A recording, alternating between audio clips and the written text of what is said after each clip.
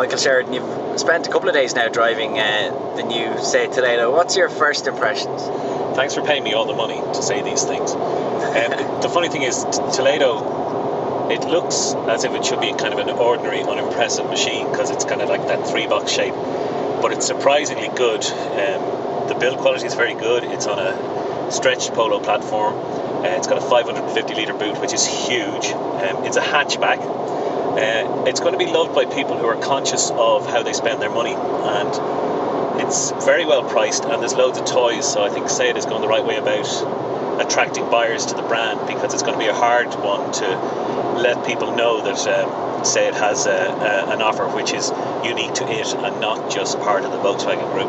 But Seat have been quite open in talking about the challenges they face, both internationally and here in Ireland. Do you think they're on the right road?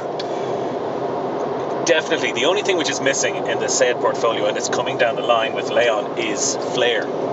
We need Seat to be stylish. It always promised to be the sort of Alfa Romeo of the Volkswagen group, and it kind of lost its way, but it's slowly getting back there. New Leon promises to be a really, really interesting machine. So once the design and flair comes back to it, I mean, the product is excellent because it's all Volkswagen bits and pieces which are tried, tested and proven, and it's really Volkswagen who should be keeping an eye on how Seat's going to progress in the next couple of years, rather than Seat worrying about what they're bringing to the market, because they seem to be intent on bringing more interesting cars to the public, and they have to, because they've got to find a place in between Volkswagen and Skoda that is theirs and that people want, and that people want to get into their cars. And certainly by throwing a lot of toys and new product and making it a good value for money proposition, they're going the right way about it. Finally, returning to the Toledo, who do you think this car will suit?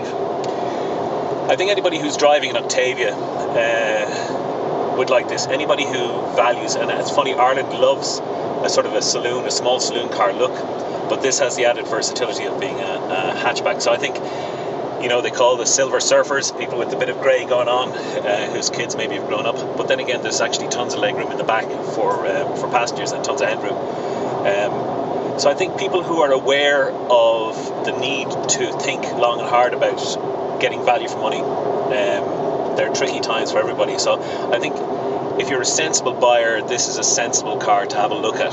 It's not the most exciting or invigorating machine, but it does everything it purports to do, and it does it quite well.